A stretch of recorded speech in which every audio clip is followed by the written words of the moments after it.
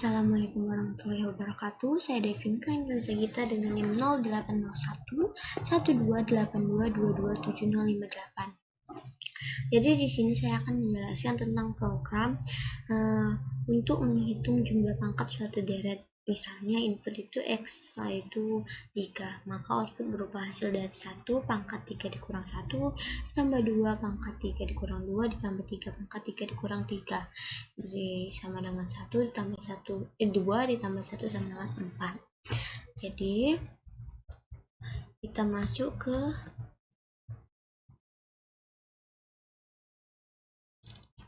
flowchart.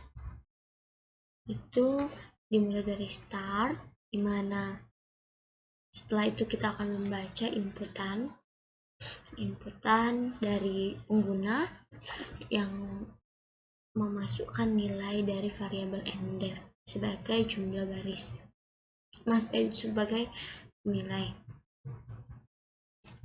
Kemudian masuk ke pendeklarasian variabel sumdef dengan nilai awal sama dengan 0. Lalu untuk menghitung deret kita lakukan perulangan. Kita menghitung masing-masing deret itu satu persatu secara berulang. Jadi kita menggunakan for, di mana idef itu sama dengan 1 sampai ndef. Apabila bernilai benar masuk ke for selanjutnya. Jadi menggunakan for bersarang. Nah, for bersarang di mana for yang digunakan adalah for jdef.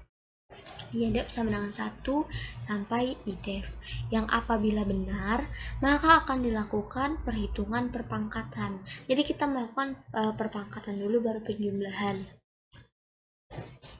Di mana adef sebagai variabel perpangkatan, adef sama dengan pow idef.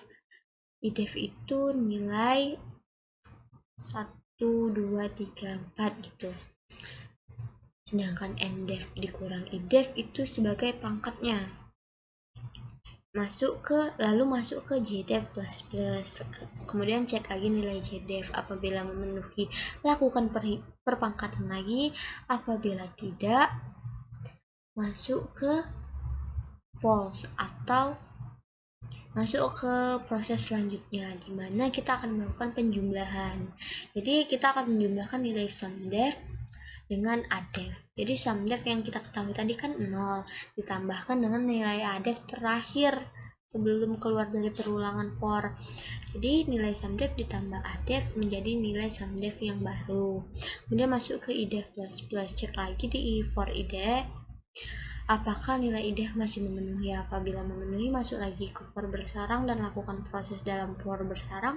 Apabila tidak, maka kita masuk ke pendeklarasian hasil akhir, di mana hasil akhirnya dimuat di dalam sumdef. Kemudian entity. Lalu penjelasan tentang pseudocode-nya yang dimulai dari bikin, read ndef. Jadi kita menunggu inputan itu. Jadi kita membaca inputan dari user ndef. Lalu masukkan nilai 0 pada sumdef. Masuk ke for idef, di mana idef itu 1 sampai ndef. Kemudian masuk ke for bersarang dengan for jdef itu 1 sampai idef. Kemudian karena for ini mempunyai 2 statement, kita menggunakan bikin dan end for. Itu statement yang pertama itu adef itu perpangkatan dari idef, lalu masuk ke jdef plus. Kemudian apabila sudah selesai, masuk ke penjumlahan sumdef, dimana sumdef itu ditambah dengan adef, lalu masuk ke idef plus. Lakukan hal berulang hingga nilai tidak memenuhi lagi dan deklarasikan dalam bentuk sumdef. Kemudian program berakhir. Lalu kita akan mencoba menulis programnya yang dimulai dengan include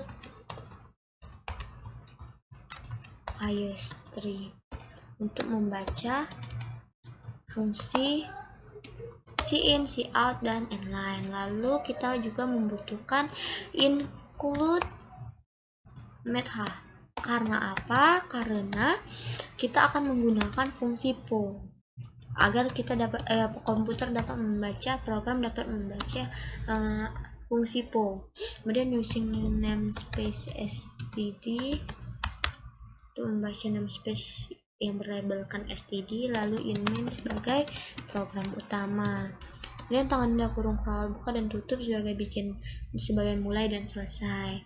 Lalu masuk ke pendeklarasian variabel dengan tipe data integer yang terdiri dari ndef, sumdef, adef, idef, dan cdef. Jangan lupa untuk meletakkan titik koma di belakang baris sebagai akhir baris. Kemudian cout kalimat masukkan nilai n sama dengan titik koma. Nah, jadi user akan memasukkan suatu nilai yang akan dimasukkan ke variabel ndef. Kemudian sumdef sama dengan 0, lalu masuk ke for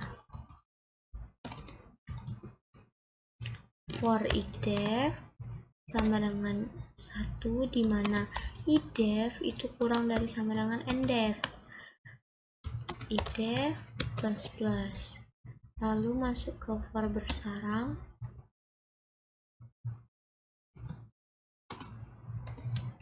cdef sama dengan 1, dimana cdef itu kurang dari sama dengan idef.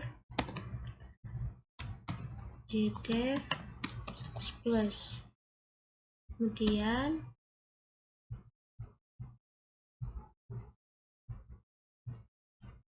masuk ke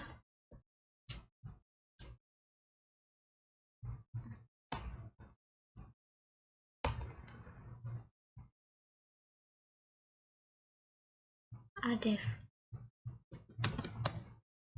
dimana adef merupakan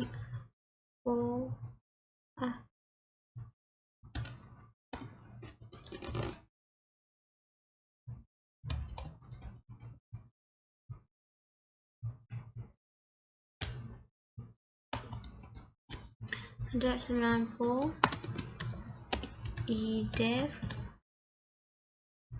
koma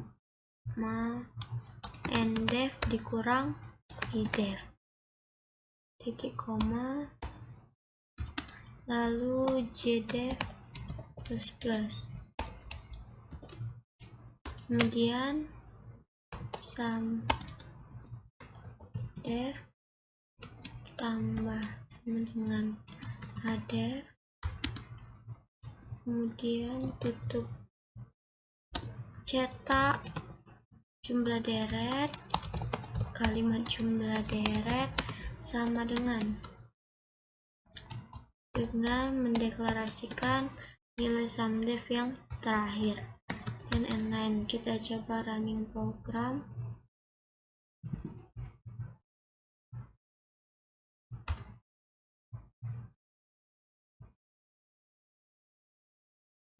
Kita misalkan 3, kita misalkan nilai n-nya itu 3, maka jumlah deret yang dapat 4 sesuai dengan soal. Baiklah, terima kasih, sekian dari saya. Apabila ada kesalahan saya mohon maaf. Saya akhiri, wassalamualaikum warahmatullahi wabarakatuh.